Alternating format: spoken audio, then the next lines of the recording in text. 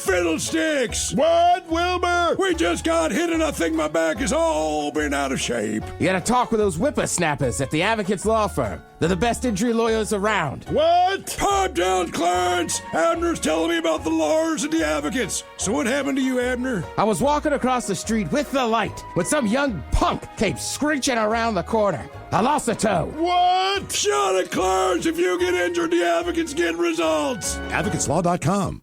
Realtors abide by a code of ethics. This is Article 9 in action. Beth, a first-time homebuyer, knew nothing about the home buying process, except that she wanted to buy a home. But her realtor had the expertise to make sure Beth understood every document, even giving her copies to review with her lawyer so Beth could close on her first home with confidence. Complicated things explained in simple terms. The difference between an agent and a realtor is real. Realtors are members of the National Association of Realtors. That's who we are. Somebody out there deserves to be recognized. And the men's room knows just who it is. So to you, we say, bottoms up, sailor. You're the toast of our shot of the day. Drink time it is, and as usual, we head to see Drink Desk and Steve at Thrill Hill to find out who we're toasting. Yes, indeed. And today we toast the man, the myth, the legend. He shows up here for a shot of the day every so often.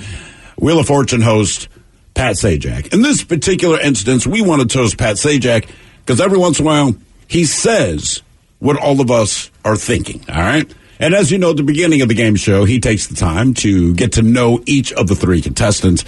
Are you married? All this kind of crap. So this is from an episode earlier this week where Pat Sajak is talking to one of the contestants. Why am I mentioning this? But it's on your card. You had your big toe chopped off. Why are you telling this? Yeah, it's important to know that when I was 12 years old, I was riding a 10-speed bike with flip-flops, and I fell and completely cut off the top of my toe. And the next car that came by were two paramedics that were on their way to their job. And they said, it's just a laceration, but I didn't know what that was, so it freaked me out even more. And my toe is reattached, and I just want to say thank you to them 30 years later. Thank you.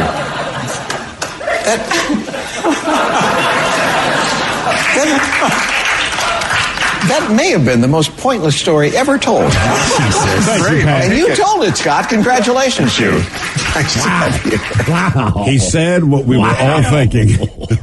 Okay. I appreciate it, man. I'm glad you said it, Pat. Okay. God bless you. So we pour this booze and we drink this booze because we think it's yummy. Yummy! So over the tongue and down the throat to party in our tummies. Down the hola bichola. The men's room presents Profile This. And Steve at Thrill Hill, could you please tell everyone how Profile This is played? I sure can, Miles. It's a simple game where we share with you a real-life news story, something that happened right here on planet Earth.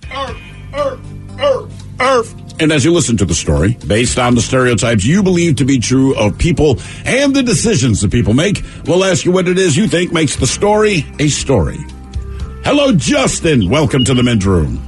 Hola, gentlemen. Hola. All right, Justin, you understand how this here game is played? Sure do. Fantastic. You have your choice of one of three stories. The Wonderful World of Drugs. We have Bite Me. In other words, what did someone find in their food? And finally, Interior Decorating, where you guess the foreign object that ended up on the inside of someone. You know, let's go with Dealer's Choice. Dealer's Choice?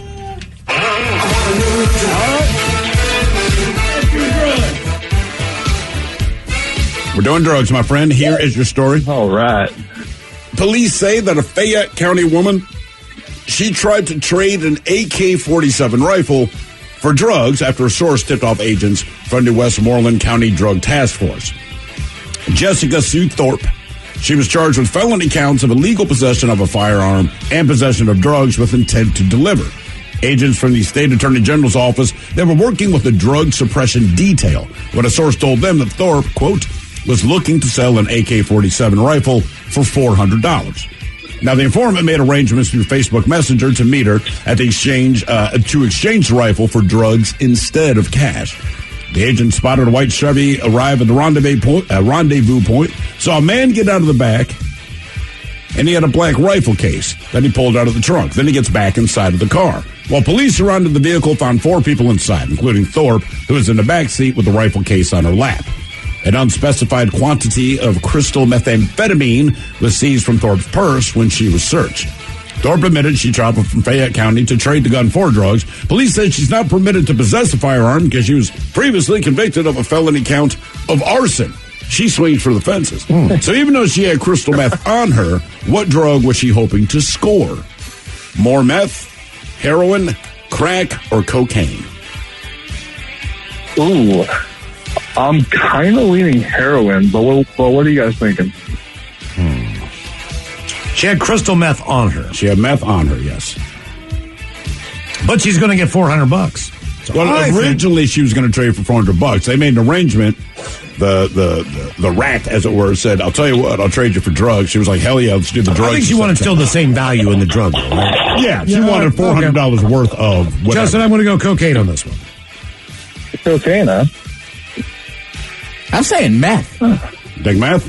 If I'm already eating More pizza meth? and you said I could trade you something for more pizza, I'll take more pizza. Ted, I'm going to give you an AK-47. Just give me a slice of that Leo's pizza. Come Justin, what are you thinking? You know, I kind of like Ted's theory on more pizza. Okay. It's a good theory. So you're thinking Let's go more pizza. So you're going to go methamphetamines. Yeah. Okay, we're going to find out what she was trying to trade that AK-47 for. Was it meth, heroin, crack, or cocaine next? That was a tease. 99.9 KISW. We return to the men's room with Miles and Thrill. Categories drugs on profile list. We have a woman who tried to trade an AK-47 for drugs sold to an undercover agent instead. She also had meth on her possession. What did she want to trade for, though? Was it more meth, heroin, crack, or cocaine? We'll start with Miles Montgomery. Well, I agree. And that'd be my go-to, but you're a dummy. Here's a cocaine. And Justin, you agree with D. Ted Smith? The pizza theory, like, I got meth on me, but if I can get $400 more meth, yeah, why the hell high, not? Let's stay high. Unfortunately, that is not it. Justin, you should have stuck with your gut, man. Heroin. Oh, she's trying to, speed bombing. Branching out. Yeah, $400 in heroin. What was the original speed bomb before it had? Just cocaine and heroin? I would assume Coke would be part of it. Yeah, probably that. The John Belushi mix. The old OG. Yes. Now for all TV news all time for TV Time with Ted. And now, because your pathetic life is confined to countless hours in front of a talking box, Armageddon. The Men's Room presents TV Time with Ted. All right, your choices today. Trevor Noah. Oh, Trevor Noah. Seth Meyers. Okay. The Jimmies. Fallon Kimmel. Ted Smith. Is it Ted or is it late night? It's right there. The title race guys have teams of talented writers help them come up with their monologues each and every night. It is up to you to determine, is this an actual late night joking from whom, or could it be a The Ted Smith original? Tinder is now offering criminal background checks on potential dates. Users heard and were like, wait, you're not already doing that? Fallon. Smith. Fallon. Get this, I read that Tinder is now offering criminal background checks on potential dates. Users heard and were like, wait, you weren't already doing that? What's going on? The athletic apparel brand Lululemon unveiled its first running shoe. The sneaker will give you the grip and support you need when you're demanding to speak to the manager. Ted, I hope that's you. I do too, but I'm going to say Seth. Yeah, it's Seth. The athletic apparel brand Lululemon unveiled its first ever running shoe. The sneaker will give you the grip and the support you need when you're demanding to speak to a manager.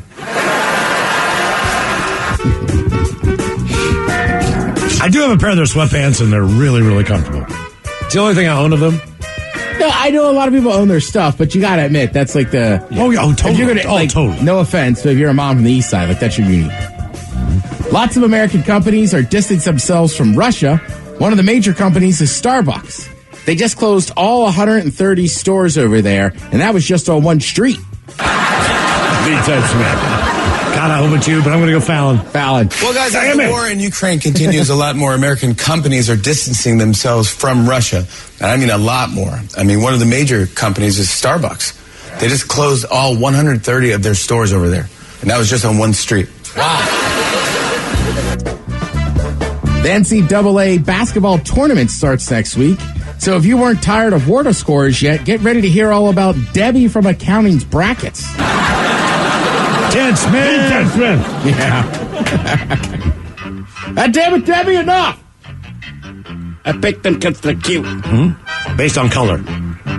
Seriously. My bracket broke. Yeah. It's impossible to get a perfect one. It's better than what I would pick. I don't know. A man in Georgia recently was sentenced to 3 years in prison for allegedly using part of a coronavirus relief fund to buy Pokemon trading cards. Or as he's telling his cellmates, killing a guy. That's weird. A man in Georgia was recently sentenced to 3 years in prison for allegedly using part of a coronavirus relief loan to buy a Pokemon trading card, or as he's telling his cellmates, killing a guy. You guys ever watch any of the Alaska shows? I don't. I mean, I've seen bits and pieces, but I don't the watch Deadliest Catch is probably as close. That's more of a fishing show, Miles. Well, I know, but where they are. I'm talking about, Bush like people, Alaskan this, Alaskan that. Yeah, or like Port Protection, Alaska. I have seen Port Protection. All right, I like that one a lot. They're helping each other out. But then there's like Alaska, like people just live in the middle of like different parts of Alaska by themselves. Ice Road Truckers, was that an Alaskan show? I mean, I believe just by the location you had to be, but I don't know. They celebrate Alaska. It's just like it's cold. I guess I'm saying more of shows that just have to do with living in Alaska. Gotcha. Whereas like Ice Road Truckers and Deadliest Catch are about like the activity you're doing. Okay. So I watch National Geographic a lot. National Geographic and National Geographic Wild, I'm not positive the difference. Because they have all the same shows. They're just out sooner on one than the other. Yeah, I don't know. So sometimes you leave a channel. Like I always go back and check the last channels first. So another show I started watching is To Catch a Smuggler. All right. And it's just like, whether it's airports, sometimes it's just like down in San Diego, like going back and forth from Tijuana. That's why I was asking about tonic wine. Because there was a guy coming from Jamaica and he had a bunch of tonic wine. And they were like, there's got to be drugs in it. Who would bring this many beverages? And he was like, I come up here once a year in the summer. And like me and my buddies get down. Mm-hmm. Turns out he was right. Also, I know, this will sound bad, but sometimes when they stop somebody, like coming from what they call a source country, I'm always cheering for the person not to have anything. Like, oh, like that guy. I was like, that dude's just coming from Jamaica. Based on profiling, you mean? No, just a lot of times where you're coming from. We were in Mexico a couple of years ago, but we're in Mexico, and we did not even think about it. And we bought like this wooden sculpture of, it's, I don't know, like the size of a loaf of bread. It's kind of like a ram thing, but it's got these cool paintings and all the real traditional Mexican stuff, all right? Did not give it a thought, man. And we leave Mexico, no problem. We get to, I want to say it was Phoenix, and they unwrap this thing. And I mean, suddenly there's all these TSA guys, and I'm still thinking, like, what the hell's going on, man? And I mean, they get real serious. They're like, what's inside of that? I'm like, what's inside of what? And they're pointing at the sculpture. I'm like, I don't know, man. More clay? I mean, what do you... I don't know. Then I'm like, oh, you think I'm drug mealing? I was like, hey, I'll tell you what, bro. Go ahead and x-ray that. And then I'm thinking, if you find anything, can I keep it? And that was one of the things. We were fine, but you go like, this wasn't about me so much. That only happens in the U.S. where airport. you're coming from. But yeah, you're coming back from Mexico and you have a hollow sculpture, they're going to check. Do you know Go ahead. Well, that little end table I have in my living room, it's like right beside the chair. It's like, yes. Yeah. Okay, all right. Well, this woman was selling all kinds of trinkets in Jamaica. It's like mid-90s. And, like the penis barrel things and all that stuff. And she was like, what do you want? I was like, I want the thing you're sitting on. And she was like, you want this? And I'm like, yeah, I want that. She's like, $2? And I'm like, okay. So I stuffed that into my suitcase. That's how I got it back. So I don't know what kind of wood it is. Some wood from Jamaica, whatever. But that was the diversionary thing that distracted them on other things. From your other stuff that you Correct. Because they were like, what is this? And I said, you'll learn some stuff, too. Like, first of all, like, they're already on the planes, but they stop them. They definitely, like, at LAX, like, if you're coming from Coachella, like, they're looking for you. But no, I say more, I cheer for the people, like, there was a bunch of people coming back from Colombia, all right? So it's kind of funny, too. So one lady was, like, a yoga instructor, and she's like, I just went down there by myself. My friend lives down there. And I was thinking, like, I have a buddy that lives in Bogota. Yeah. Now it's like, oh, if I fly back from Bogota, like, they're stopping me. Because they're always like, you look for the single traveler that just has a couple bags. They went through all my daughter's stuff.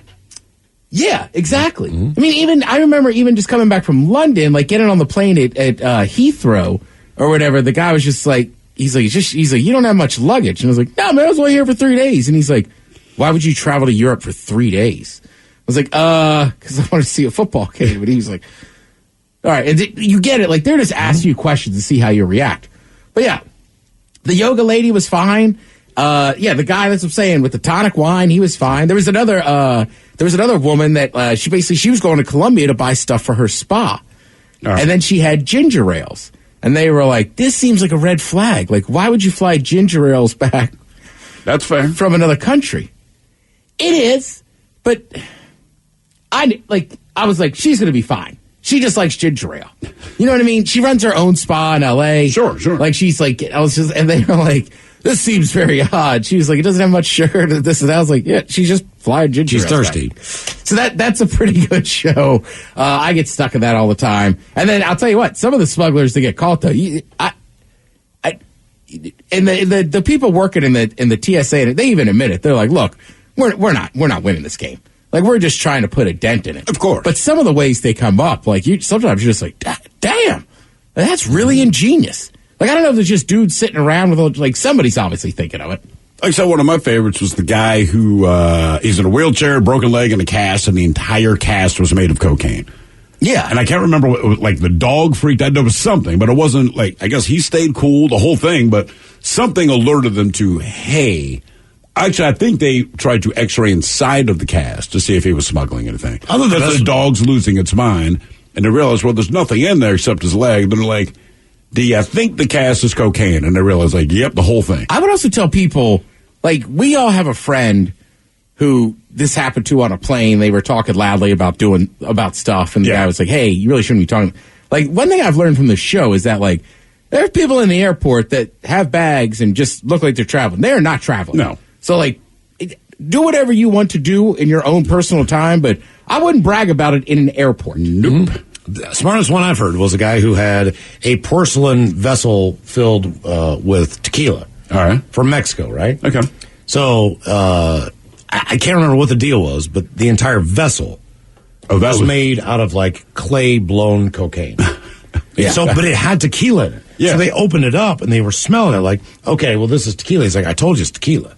But the entire porcelain thing was made of cocaine. So it's kind of a distractionary thing. Sure. You know?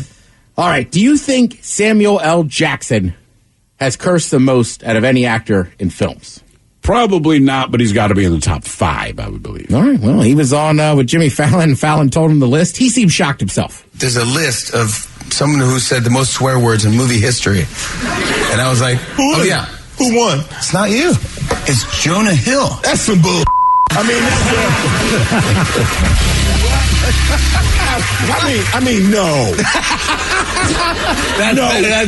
No way, man. I mean, no way, man. No way, man. Jonah, then Leo. Jonah Hill, really? And then you. And Leo. That feels impossible to me. Jonah Hill, then Leo. I don't believe that. Yeah.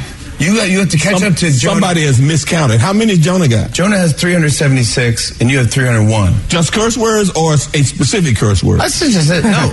Oh, that's interesting. If it was the curse word, then he wins. That one. The one. The one. You're the champ. Thank you. Yeah, no problem. Thank you very much. Yeah, I wouldn't mess with that. Come on. That list, he doesn't really say any other cuss words. Right, that's his go-to. Right. Also, I'm sure they all... It would be fun to be in a room. You know that 3 of those dudes have hung out. Because Leo's always doing stuff with the foot director. Tarantino.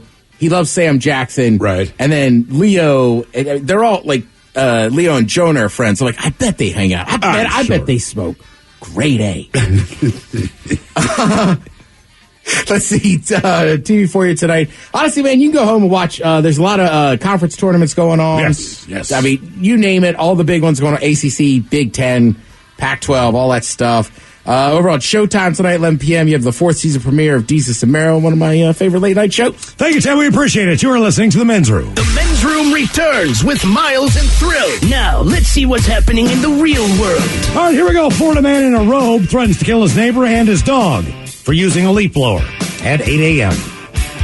Meanwhile, a bull got loose in Los Angeles and decided to go some shopping on a whim.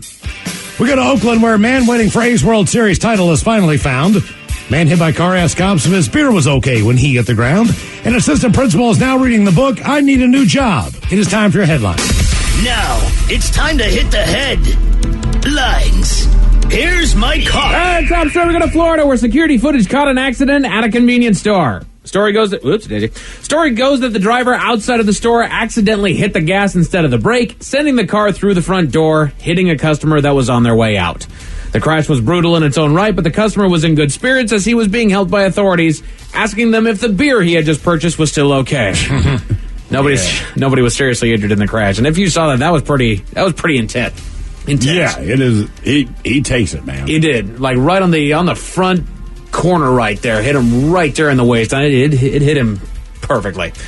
In other news, still in Florida, a man was arrested for not being very neighborly. Police were called after a man was out in his yard with a leaf blower at the top of the morning, 7:45 a.m., which is a crime in itself. His work was disturbed by the sound of gunshots from his neighbor, who had fired a weapon in the air and followed it up with a threat to shoot his dog if he didn't stop. The man doubled down on the threat, saying that he would shoot the man too if he didn't quit. Jesus. Police arrived on the scene and he had to talk with them, where they noticed the smell of alcohol in his breath and an overall drunken demeanor, and he was arrested. Sounds like some trailer park stuff until you realize it was a gated community, and the guy who threatened the guy had a $1.1 million home. Right. Damn. Yeah. Like, figured that we would have a different way of settling this particular dispute, but when you're smashed at 7:45 o'clock in the morning, not exactly known for making the best of decisions there. Right, is that I got up and started drinking, or I haven't been to bed? Right. I would say got up and started drinking. Yeah. All right. That's fine. Yeah.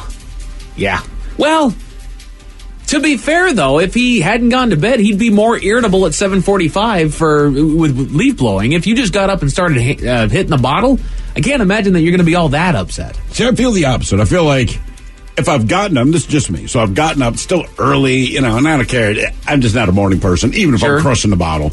Here's a leaf blower, I'm pissed. If I haven't gone to bed yet, I'm partying, man. Sure. In my mind, I'm in a good place. I get you. 7:45 is very early for the leaf blower. It is, man. At least wait until I thought most places it was like 8 or like 9. Right. 8 o'clock is generally for, like, I think professional jobs. As a neighbor, wait till 9. Oh, I see. Is that only for professional stuff? I think so. I remember when I was a landscaper, like me and Bernie sitting outside of people's homes waiting until 8. Right. Yeah, you'll see they show up early to get their stuff ready. They don't sit there, just drink coffee, smoking cigarettes. 8 o'clock, the noise begins. Right. Which, that being said, you could probably start whatever work you have there locally at your own home at 8 o'clock in the morning. Sure. Wait till 9. There's a guy in my neighborhood for some reason. It's Sunday evening. Really? Like weed whacker? Yeah, I'm just like, that seems like an odd time to do lawn work. Damn. Okay. That's nobody's asleep. It's like, 4 or 5. I'm just like, it seems like a weird time. Yeah. Usually Sunday people are on the wind down. Yeah, by going the other way. Yeah. Coasting into a Monday that they don't want. An assistant principal in Mississippi is out of a job for reading to his students. A classroom was scheduled to have a guest reader come in and entertain the children, but after that fell through, he took it upon himself to read one from his own personal collection, a silly children's book called, quote, I Need a New Butt, in which a young man notices that his butt has a massive crack in it and he's in need of a new one, and the myriad of selections that he has to choose from. There's one that's got, jetpacks on it. This one's armor plated. You know how kids' books are. But someone decided that this book showed a lack of professionalism and impaired judgment as well as unnecessary embarrassment, and he was terminated from his position. People online, however, are rallying behind him. This guy's like, look, I haven't had a write-up at all in my entire professional teaching career. I haven't had any kind of disciplinary action taken against me. I have had people that are saying that we love this book. It's hilarious. I can understand why you're reading it. I do not know the problem with reading this book in front of these kids. There isn't one. But right now, it's the big thing in this country right now. Right? Yes. I mean, you can make a mountain out of any molehill, and I've let people taking advantage of it. Exactly. If you don't like what somebody does, you have the freedom to remove them from their job. That's it. And that's, fun times. In California, a bull caused a disruption. It's only people like that. Yeah. Right, for whatever reason, and it's also just weird. It's always like support teachers, but there seems to be a war on teachers. Then you got Aaron Rodgers and Rogan talking about how they're getting canceled while they get paid hundreds of millions. Right. I mean, it's a weird thing. Mm-hmm. That's how she rolls. In California, a bull caused a disruption near L.A. It's not clear how the animal ended up there, but it was spotted on one of the freeways and animal control was called. What ensued next was a long, drawn-out effort to corral the animal, running it off the freeway and onto city streets, where it evaded capture in a mall parking lot. It was eventually chased into a nearby ranch property and was wrangled by authorities. And that is it for your headlines. With that, Mike Hawk is out. Thank you, sir. We appreciate it. More Men's Room is up next with the Men's Room Happy Hour. Get ready for Dirty Big Dummy exclusively on the Odyssey app. have. Yes, indeed. It is all true, but in the meantime, we be all about this bitch for 180 seconds, give or take. So until then, please do what you do best. And for Aletha's sake, stay beautiful. The Men's Room has been taped before a live studio audience. Wardrobe and makeup provided by Mantastic Limited. This has been a presentation of the Men's Room Radio Network. Oh, man! A Double Flush production. Realtors abide by a code of ethics. This is Article 9 in action. Beth, a first-time homebuyer, knew nothing about the home buying process, except that she wanted to buy a home. But her realtor had the expertise to make sure Beth understood every document, even giving her copies to review with her lawyer so Beth could close on her first home with confidence. Complicated things explained in simple terms. The difference between an agent and a realtor is real. Realtors are members of the National Association of Realtors. That's who we are. This podcast is brought to you by the Washington State Department of Health. When we think about the COVID-19 vaccine hesitancy in the Black community, let's remember, it didn't happen by chance. It's justified in history. But the will to change the narrative is strong today, and our people are lending their voices to the conversation. We're sharing our stories and the reasons that made us choose the vaccine so we can lead the way for others to make a well-informed choice too. To hear our stories, visit hereforuswa.org. $20 million, $19 million, $6 million. These are all awards recovered for clients of Phillips Law Firm. To win big, you have to fight big. And Phillips Law has been fighting the too-big-to-fail insurance industry for decades. Not every case will have a multi-million-dollar outcome, but Phillips Law will fight just as hard to recover the outcome you deserve. If you or a loved one has been injured in a car accident or on the job, call or click today at 1-800-JUSTICE or visit justiceforyou.com.